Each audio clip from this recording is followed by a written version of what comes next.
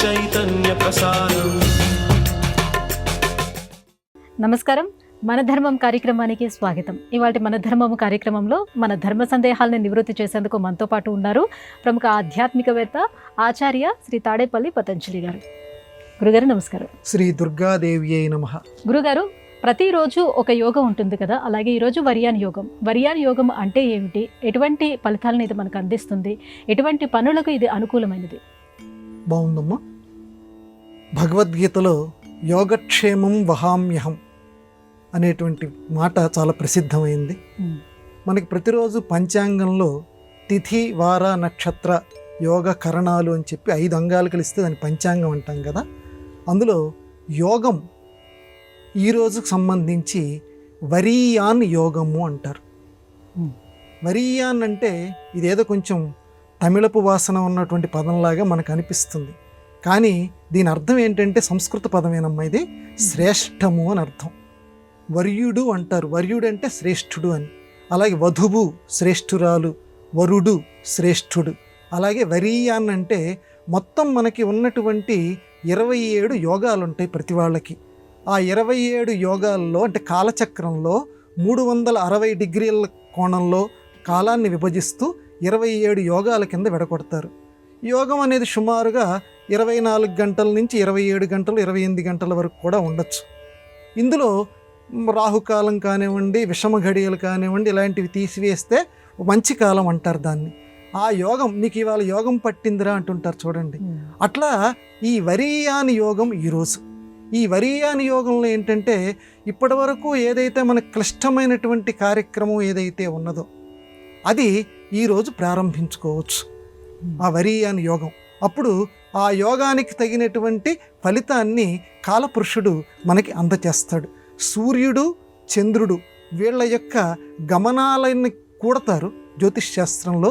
వాటి మొత్తాన్ని కలిపి యోగము అంటారు. అలా యోగాలు లెక్క పెడుతూ ఈరోజు వరీయాన్ యోగం అన్నారు. కాబట్టి ముఖ్యమైన కార్యక్రమాలు, మంచి పనులు, మళ్ళీ అది కూడా అక్కడ నిబంధన, మంచి పనులు ఏదైతే నువ్వు అనుకుంటున్నారో వాటి అన్నింటినీ ఈరోజు ప్రారంభించుకోండి, జయప్రదంగా జరుగుతాయి. గురుగారు, ఒక వ్యక్తి మనోభయాన్ని తొలగించుకోవటానికి ఏం చేయాలి?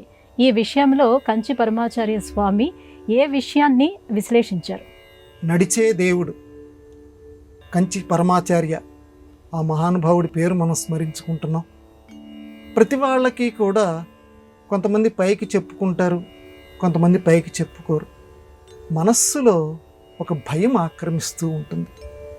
అది కుటుంబ విషయకంగా కానివ్వండి, వ్యక్తిగత విషయకంగా కానివ్వండి, సామాజిక విషయకంగా కానివ్వండి. ఆ భయం కలిగినప్పుడు ప్రతి వాళ్ళు కూడా పక్కనున్న వాళ్ళతో కొంతమంది పంచుకుంటుంటారు, కొంతమంది తమలో తామే కుమిలిపోతుంటారు. కొన్ని పైకి చెప్పుకోలేము.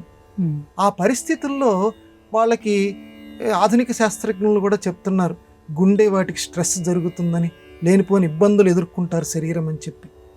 కంచి పరమాచార్య ఈ విషయంలో ఆయన అంత గొప్పవారంటే ఆధ్యాత్మికంగా ఎటువంటి చక్కటి ప్రబోధాలు చేశారో, ఈ మనోభయం, ఈ మనస్సులో ఉద్భవించినటువంటి భయం పోగొట్టడానికి ఆయన ఒక చక్కటి సూత్రాన్ని ప్రతిపాదించారు భక్తులకి. అది అందరూ చాలామంది భక్తులు ఈరోజు అనుసరిస్తున్నారు.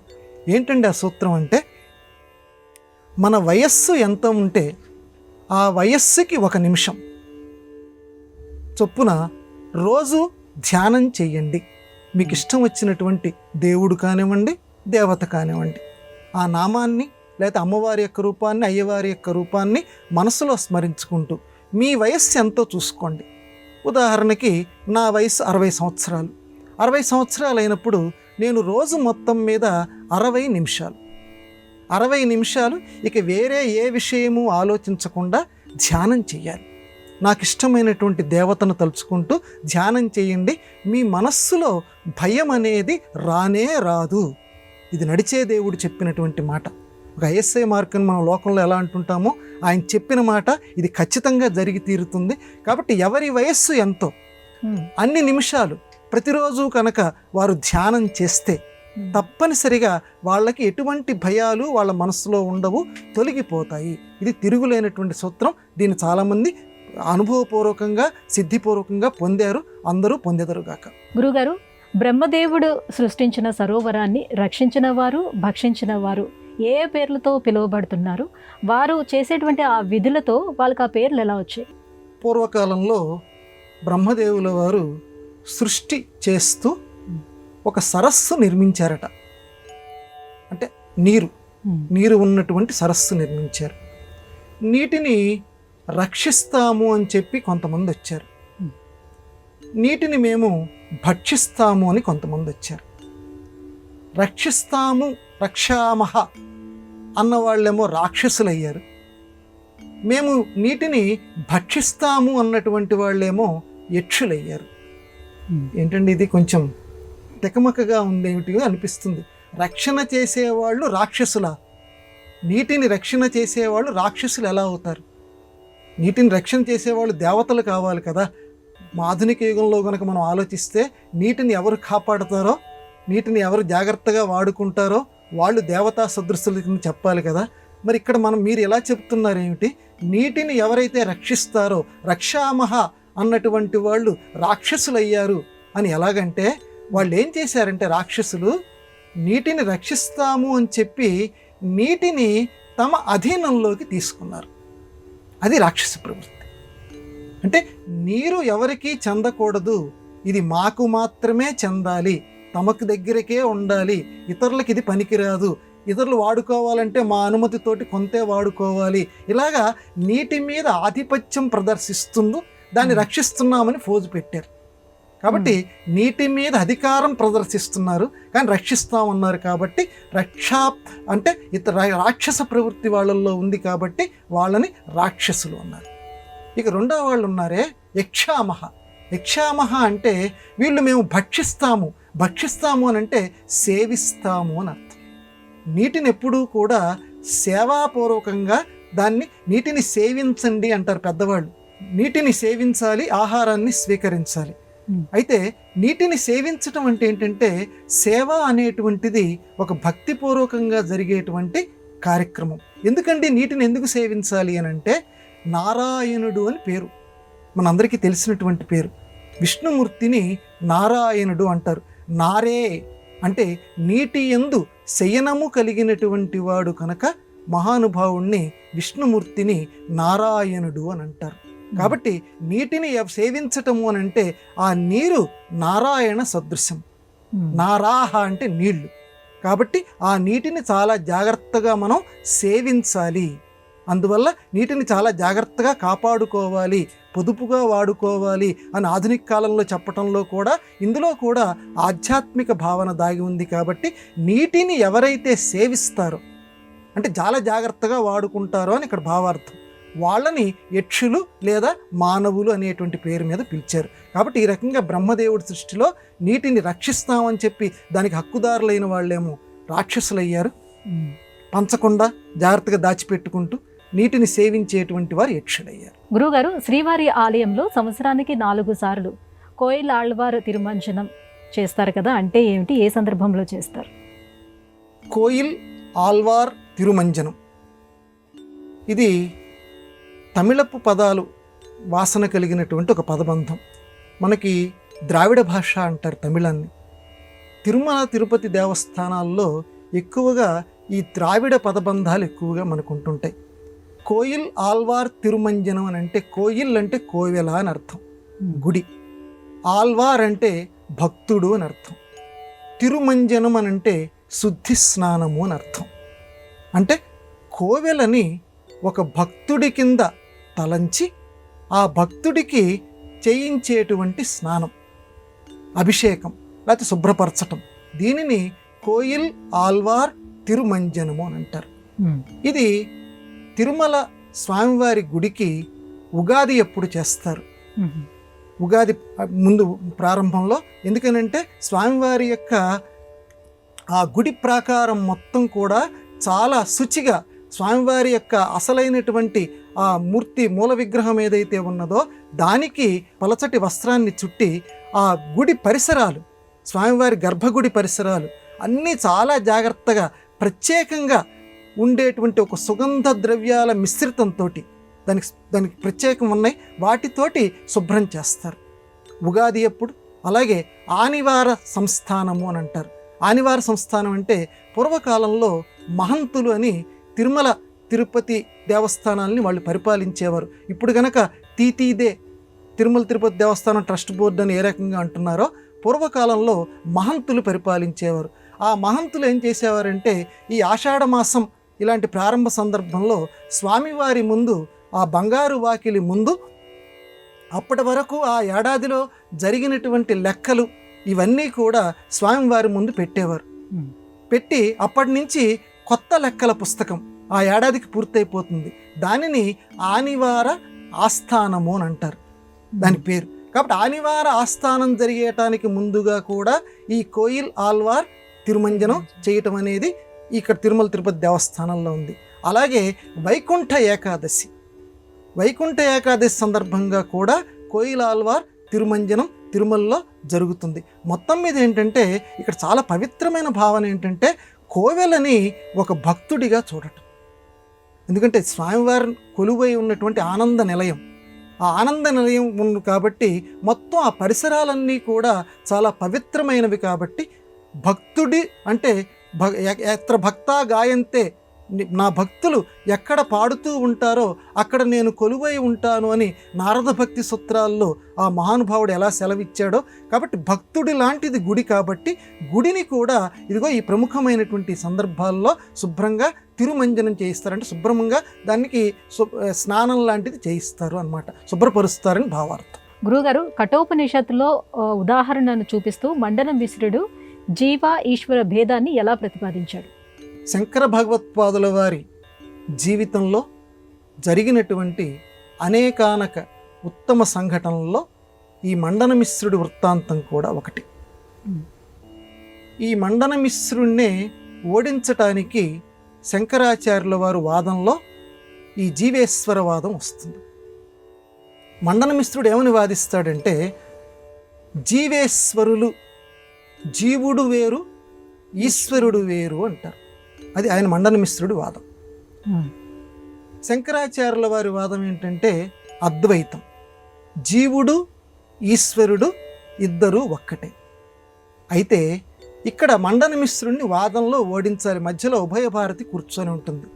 వీళ్ళిద్దరిలో ఎవరు ఓడిపోయారో చెప్పడానికి వాళ్ళ మెడలో వేసినటువంటి దండ వాడిపోతుంది అని ఒక నిబంధన కూడా ఆ తల్లి ఉభయ భారతి అంటే సరస్వతీదేవి యొక్క అంశ ఆవిడ పెడుతుంది. సరే, ఇంతకీ శంకర భగవత్పాదుల వారు ఈ మండనమిశ్రుల యొక్క వాదాన్ని తిరస్కరిస్తూ వేదంలో అపూర్వము అని ఒక వాదం ఉంటుందయ్యా, న్యాయము అని ఒక వాదం ఉంటుంది. ఎందుకంటే వేదంలో సాధారణ విషయాలు చెప్పటానికి వేదం అక్కర్లా. ఇప్పుడు ఎండ వేడిగా ఉంది అని చెప్పటానికి వేదం అక్కర్లా. కానీ వేసవి కాలంలో ఫలానా యజ్ఞం చెయ్యండి అని చెప్పటానికి తప్పనిసరిగా వేదంలో ఉన్నటువంటి వాక్యాలు అవసరం. ఆయన సామాన్య వాక్యము విశేష వాక్యం అని చెప్తూ ప్రతిదీ కూడా వేదంలో చెప్పారని నువ్వు నన్ను ప్రశ్నిస్తున్నావు మండనమిశ్ర. వేదంలో అన్ని విషయాలు చెప్పరు. ఎందుకనంటే ఎండ వేడిగా ఉన్నదంటే దాన్ని అనుభవిస్తే ఎండ వేడిగానే ఉంటుంది, ఎండ యొక్క స్వభావం ఏంటో అందరికీ తెలిసిపోతుంది. ఆ రకంగానే జీవుడు ఈశ్వరుడు యొక్క భేదం సామాన్యులందరికీ తెలిసిపోతుంది. ఎందుకని మనం అందరం కూడా ఒక దేవతా విగ్రహం ఎదుట నిలబడతాం, లేదా ఒక దేవుడి విగ్రహం ఎదుట నిలబడతాం. కాబట్టి మనం వేరు, ఆ ఎదురుకుండా ఉన్నటువంటి దేవుడు వేరు, దేవత వేరు అనేటువంటి భావన మనకు వస్తుంది. కాబట్టి జీవుడు వేరు ఈశ్వరుడు వేరు అనేటువంటి భావాన్ని వేదం చెప్పనక్కర్లా, ఇది అందరికీ తెలిసినటువంటి భావమే. వేదం ఏం చెప్పాలంటే లోకంలో ఉన్నటువంటి దానిని చెరిపివేసి ఒక వీటి జీవితంలో పనికి వచ్చేటువంటి ఒక కొత్త మార్గాన్ని చెప్పాలి, అపూర్వమైనటువంటి దాన్ని చెప్పాలి. అదే అహం బ్రహ్మాస్మి. కాబట్టి జీవుడు ఈశ్వరుడు రెండూ ఒక్కటే, నేనే దేవుణ్ణి అనేటువంటి విషయం వేదం చెప్తుంది. కానీ జీవుడు వేరు ఈశ్వరుడు వేరు అనేటువంటి విషయాన్ని వేదం చెప్పదు అని ఈ రకంగా అపూర్వము అనేటువంటి విషయాన్ని శంకర భగవత్పాదుల వారు తన వాదంలో ఆ మండనమిశ్రుడితో చెప్తారు. ఈ మండనమిశ్రుడే తర్వాత కాలంలో శృంగేరి పీఠాధిపతి సురేశ్వరాచార్యుల వారి కింద మొట్టమొదటి పీఠాధిపతి కింద అవతరిస్తారు.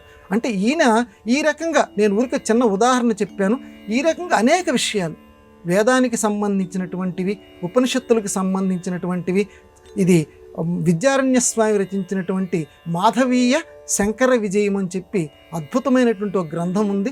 ఆ గ్రంథంలో వీళ్ళిద్దరి మధ్య నడిచినటువంటి ఇటువంటి చర్చలు అనేకం మనం చూస్తాం. మొత్తం మీద వీటి సారాంశం ఏంటంటే, అన్ని వేదాల్లో చెప్పరు, లోకంలో జరిగేవన్నీ కూడా వేదాల్లో చెప్పరు, శంకర భగవత్పాదుల వారు చెప్పారు. కనుక వేదంలో చెప్పింది విశేష వాక్యం.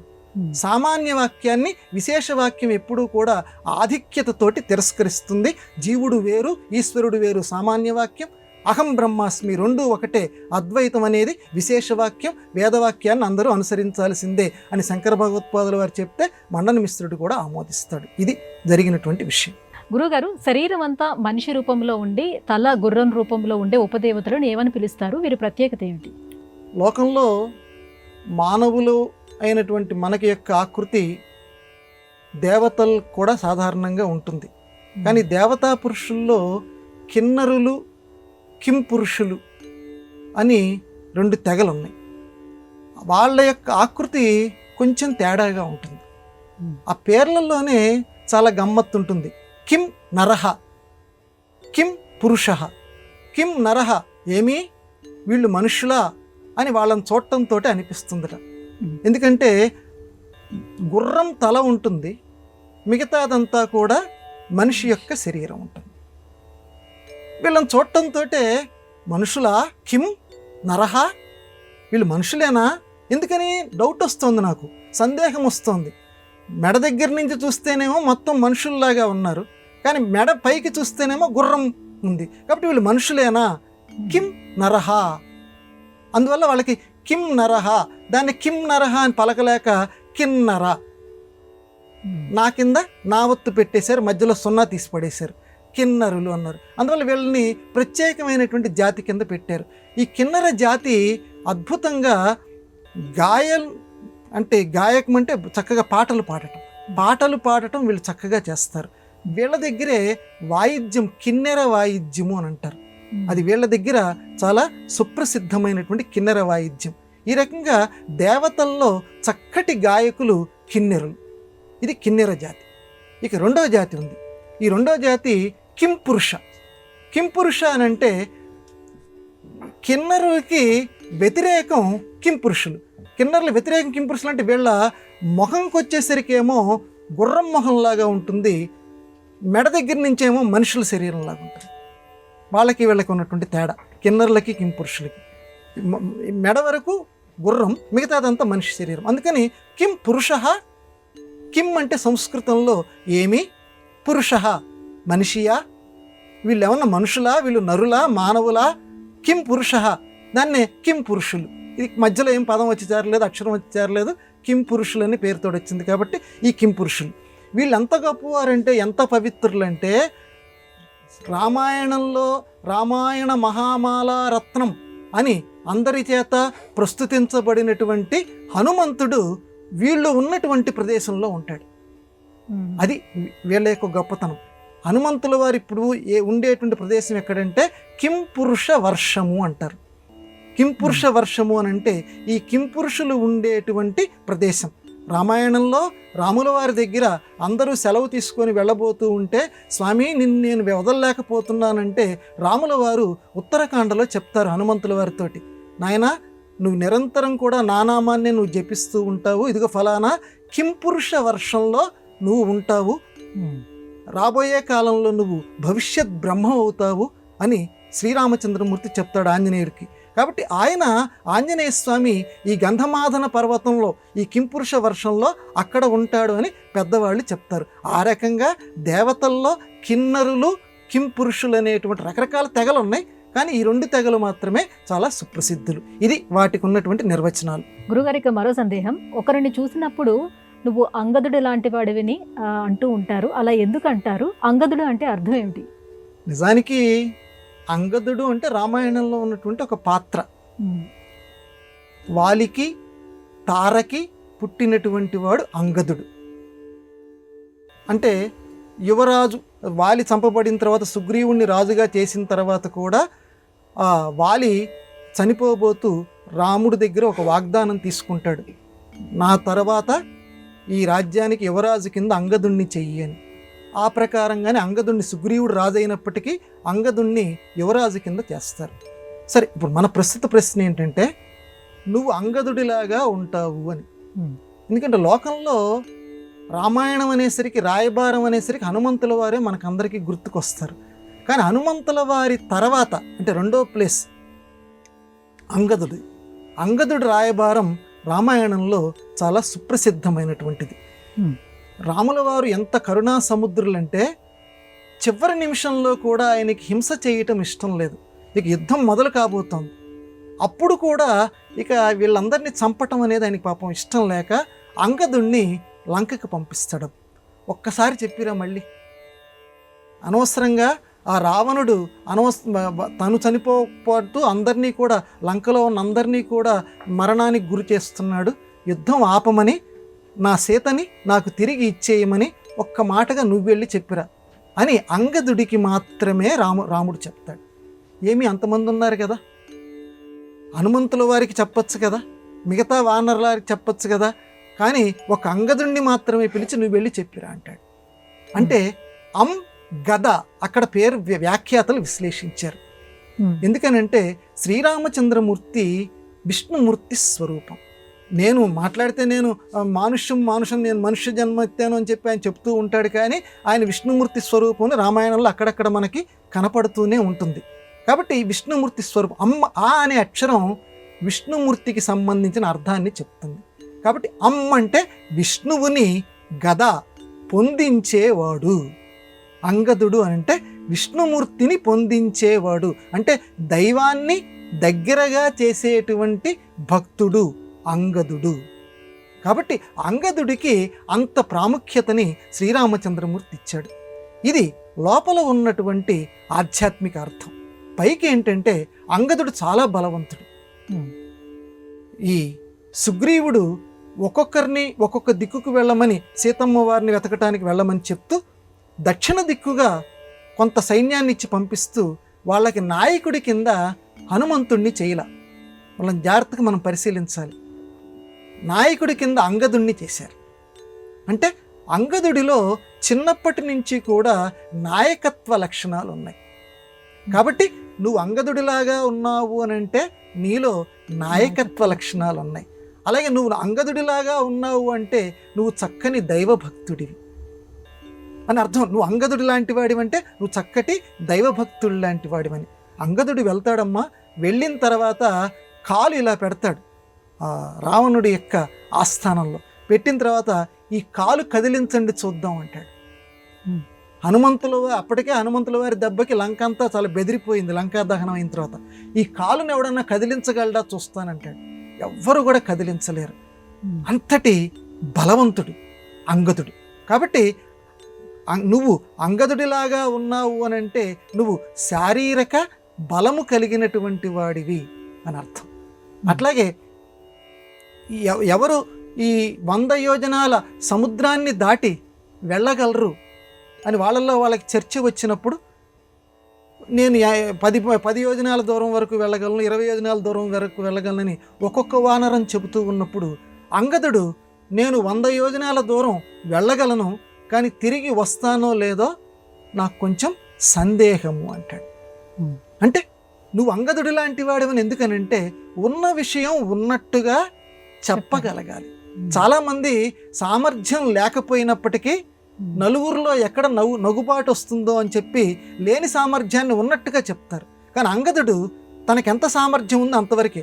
నేను 100 యోజనాల వరకు వెళ్ళగలను, తిరిగి వస్తానో లేదో నాకు కొంచెం సందేహం అంటాడు. కాబట్టి ఉన్నది ఉన్నట్టు ఆవిష్కరించగలవు అని చెప్పడానికి నువ్వు అంగదుడి లాంటి వాడివి అంటారు. ఇది పూర్వకాలంలో రామాయణం చదువుకున్నటువంటి పెద్దలు ఈ రకంగా తమ సంభాషణల్లో రామాయణ పాత్రల్ని ప్రస్తావనకి తెచ్చేవారు. అది ఒక స్వర్ణయుగం.